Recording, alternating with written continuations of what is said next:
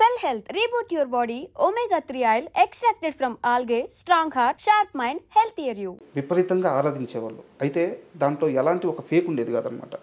అంటే ఎవరో పక్క నుంచి జనాలను పుల్ చేయడము అలాంటిది ఏమి ఉండేది కాదు. హీరో రోడ్ల మీదకి వస్తే దేవుళ్ళుగా చూసేవాళ్ళు. కృష్ణ గారిని కానీ, ఎన్టీఆర్ గారు కానీ, ఏఎన్ఆర్ గారు కానీ వాళ్ళందరినీ కూడా నిజంగా దేవుళ్ళలాగే చూశారు. అదంతా చాలా రియలిస్టిక్గా, చాలా రియాలిటీగా జరిగిన సందర్భం అది. బట్ ఈరోజు ఇండస్ట్రీలో పరిస్థితి చూస్తే యూట్యూబ్లో పాటలకి వ్యూస్ కొంటున్నామని చెప్పి నిర్మాత చెప్తున్నారు, ట్రైలర్ వ్యూస్ కొంటున్నామని చెప్పి నిర్మాత చెప్తున్నాడు. సో జనాల్ని పుల్ చేస్తున్నారు. అంటే హీరోని ఒక బ్రహ్మపదార్థంగా పెట్టి చుట్టూ హీరోని లేపడానికి మళ్ళీ వీళ్ళే ఎదురు డబ్బులు పెడుతూ ఆఖరికి బుక్ మై షోలో రేటింగ్కి కూడా డబ్బులు పెడుతున్నారు. సో నిర్మాతలే ఇంత ఖర్చు చేసి నిర్మాతలే హీరోని లేపుతున్నారు. ఈ రోజున ఉండే హీరోల రియల్ క్రేజ్ రియలేనా అంటే ఏం చెప్తారు? అంటే మరి రియల్ క్రేజే కదా, చచ్చిపోతామంటున్నారు అక్కడ. పచ్చబొట్లు పొడిపించుకుంటున్నారు చేతుల మీద, కాళ్ళ మీద, మెడ మీద, బొడ్డు మీద, అన్ని చోట్ల పొడిపించుకుంటున్నారు, గుండెల మీద, ఇన్ని చోట్ల పచ్చబొట్లు పొడిపించుకుంటున్నారంటే రియలేనే కదా. మరి నిర్మాతలకు ఎందుకు సార్ ఇన్ని కష్టాలు?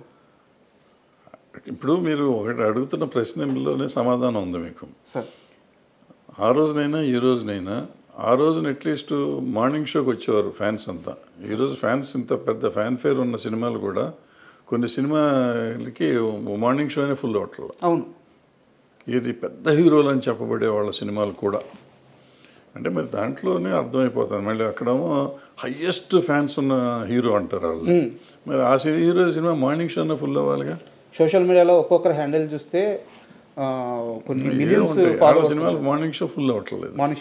మరి ఆ పరిస్థితి ఏమొస్తుంది ఏం చెప్పలేము. ఇప్పుడు ఏమైపోయింది, సోషల్ మీడియా అయిపోయింది.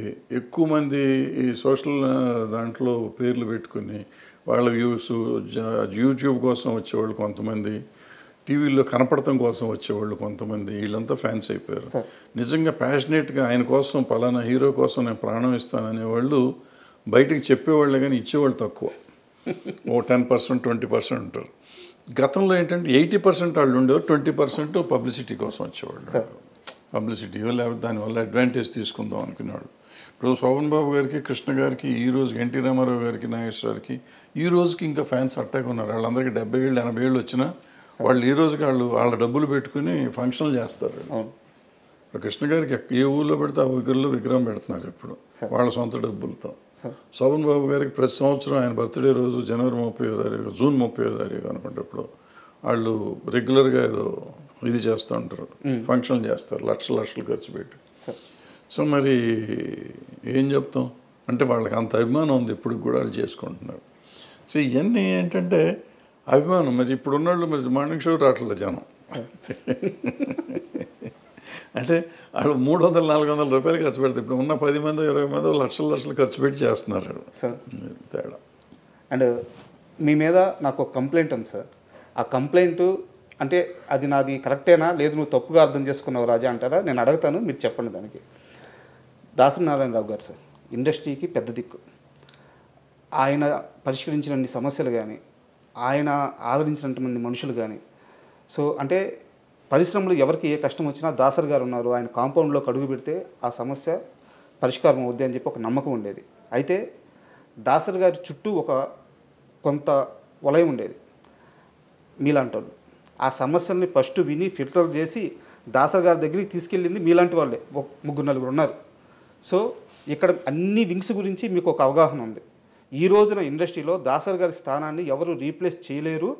అది నేనే కాదు, మీరు కాదు, అందరూ చెప్తున్నమాట. ఎందుకంటే స్టార్స్ ఉన్నారు కానీ చిన్న కార్మికుల కోసం సమయాన్ని వెచ్చించలేరు వాళ్ళు అని చెప్పి ఉన్నారు. నా కంప్లైంట్ ఏంటంటే మీ విషయంలో చిరంజీవి గారితో మీకు క్లోజ్ అసోసియేషన్ ఉంది, బాలకృష్ణ గారితో క్లోజ్ అసోసియేషన్ ఉంది, మోహన్ బాబు గారితో క్లోజ్ అసోసియేషన్ ఉంది. సార్ ఇక్కడ ఇండస్ట్రీ అంటే ఏంది అనే పరిస్థితి నిజంగా సమాధానం లేదు.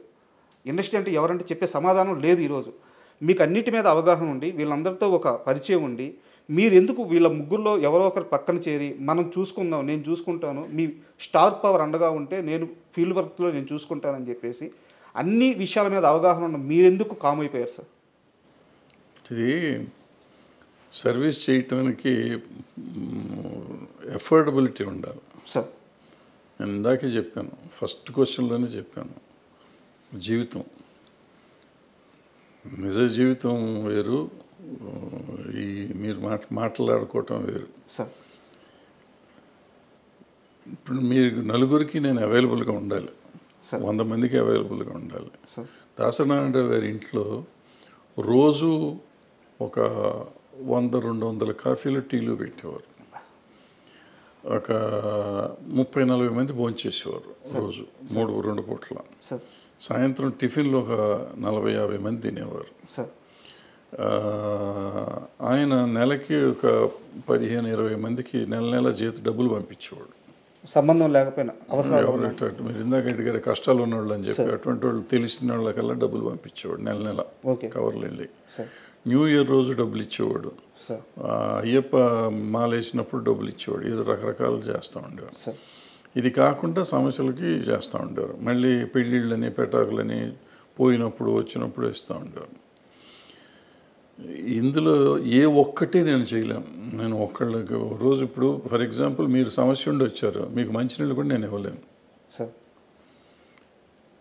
పూర్వకాలంటే మంచినీళ్ళు ఫ్రీగా వచ్చాయి, ఇప్పుడు మంచినీళ్ళు వాటర్ బాటిల్ కొనాలి. వాటర్ బాటిల్ కొంటే 10 రూపాయలు అవుతుంది, మీకు మంచినీళ్ళు ఇస్తే నేను 10 రూపాయలు ఖర్చు పెట్టాలి. సమస్య మీది, ఖర్చు నాది. నేను పెట్టే పరిస్థితిలో లేను, నేను చేయలేను అంత. సో చేతకాని విషయంలో జైలు పెట్టి ఎవరికి న్యాయం చేయలేను. ఫర్ ఎగ్జాంపుల్ మీరు చెప్పిన పలానా హీరో గారితో అసోసియేట్ అయ్యి చేయమన్నారు.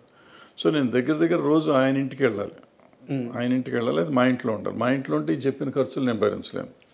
ఆయన ఇంటికి వెళ్తే ఆయన చిరాకు పడతాడో ప్రేమ చూసుకుంటాడో తెలియదు. వాళ్ళ ఇష్టాలు ఉండాలి, వాళ్ళ సైడ్ నుంచి అది ఉండాలి. మన సైడ్ నుంచి మనం వెళ్ళి దాన్ని బలవంతంగా రుద్దకూడదు.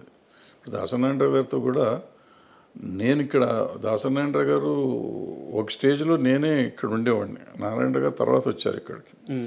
సో ముందు నేను నా దగ్గర చేస్తూ ఉన్నవాళ్ళు, ఆయన వచ్చిన తర్వాత ఆయన ఆల్రెడీ మాకు చాలా మెడ్రాస్లో చేస్తున్నారు కాబట్టి ఆయన దగ్గరికి నేను ఇద్దరం, ఆయన నన్ను పిలిచి ఇక్కడ హైదరాబాద్ విషయాలు నాకు ఎక్కువ తెలుసు కాబట్టి నన్ను అడిగి చేసేవారు. సో అందుకని మీరు అన్నట్టు అందరూ నా దగ్గరికి ముందు నుంచే వచ్చేవారు కాబట్టి మళ్ళీ వస్తూ ఉండేవారు. అన్న సార్కి చెప్పండి అనేవారు. నేను చేయగలిగిన నేనే చేసేవాడిని, ఆయన దగ్గరికి తీసుకెళ్ళేవాడిని కాదు. లేదంటే ఆయనతో అవసరం అయితే ఆయనతో చెప్పించేవాడిని. సో ఇప్పుడు మీరు అడిగిన ప్రశ్నకి సమాధానం, ఇప్పుడు దాసనారాయణ గారు లేరు, ఆ ఖర్చు భరించేవాళ్ళు లేరు, అంత కాంపౌండ్ లేదు ఇక్కడ, ఎక్కడ మన దగ్గర లేదు, ఈ జరగని పనులు ఇవన్నీ. మరి ఎవరు సార్ ఇండస్ట్రీ పెద్ద? ఇప్పుడు ఇంకా అసలు పెద్ద అనేది ఉద్యోగం కాదు, ఇది ప్రెసిడెంట్ ఆఫ్ ఇండియా లాగా పోస్ట్ కాదు అది. ఆయనకి తెలియకుండా ఇప్పుడు ఒక మనిషి ఒక దాసనారాయణరావు అవ్వలేడు నాకు తెలిసి. ఎవరు? ఒక దాసనారాయణరావు కానీ ఒక ఎన్టీ రామారావు కానీ అసలు ఈ ప్రపంచంలో భూప్రపంచంలో ఇంకోళ్ళు అవరు, ఇంపాసిబుల్ అది. ఎన్టీ రామారావు అన్న కొంతమంది అవ్వగలరేమో కానీ దాసనారాయణరావు ఇట్స్ ఇంపాసిబుల్ ఇక అవటం. అది మనిషి మానవ మాత్రుడి వల్ల కాదు, అది ఒక మనిషి అన్ని పనులు చేయలేడు. ఆయన ఏంటి writer, director, actor, distributor, exhibitor, producer, lyric writer, dialogue writer, story writer, paper editor, politician, MP, తర్వాత మినిస్టరు, ఇది కాకుండా కాపు సంఘం ఆళ్ళ గొడవ, అక్కడ నాయకుడు ఏది కాదు. ఈ సినిమా ఇండస్ట్రీలో పంచాయతీలు అసలు ఒక రోజున 6 షూటింగ్లు 7 షూటింగ్లు జరిగిన రోజులు ఉన్నాయి. ఈ రోజుల్లో కూడా పంచాయతీ చేసేవాడు. మనిషికి ఎట్ట కుదురుతుంది? 6 సినిమాలకి డైలాగులు రాయాలి. ఒక సంవత్సరంలో ఆయన 12 సినిమాలు 14 సినిమాలు రిలీజ్ అయినాయి. ఓ మనిషి 14 సినిమాలు ఎట్ట రిలీజ్ చేయగలడు సంవత్సరంలో? షూటింగ్ ఎన్ని చేయాలి? నెలకు ఒక సినిమా తీసేయగలడా ఎవడన్నా? ఇవాళ తీస్తానికి 3 ఏళ్ళు పడుతుంది ఒక సినిమా తీస్తానికి. సార్ కథ రాయడానికే 2 ఏళ్ళు పడుతుంది. 6 నెలలు లేకపోతే కథ రాయమంటున్నారు ఇప్పుడు కొత్త డైరెక్టర్లు అందరూ.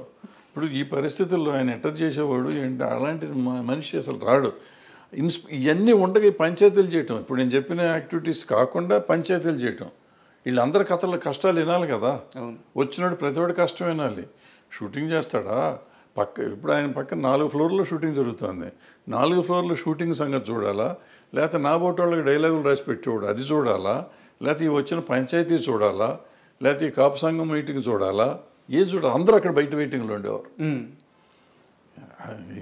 మానవుడికి సహజం అది కుదురుతుందా?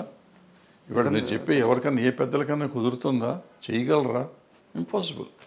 అది గురించి మర్చిపోండి. సో ఆ పెద్ద అనేది లేదు, పోస్టు లేదు, ఏం లేదు. ఆయనకి ఏదో వచ్చేసింది, జరిగిపోయింది. ఇంకెప్పుడు జరగదు ప్రపంచంలో. అది ఆయన తెచ్చుకుంది కాదు, ఆయన స్వభావం వల్ల, ఆయన మంచితనం వల్ల అది వచ్చింది. స్వభావం వల్ల వచ్చింది ఆయన.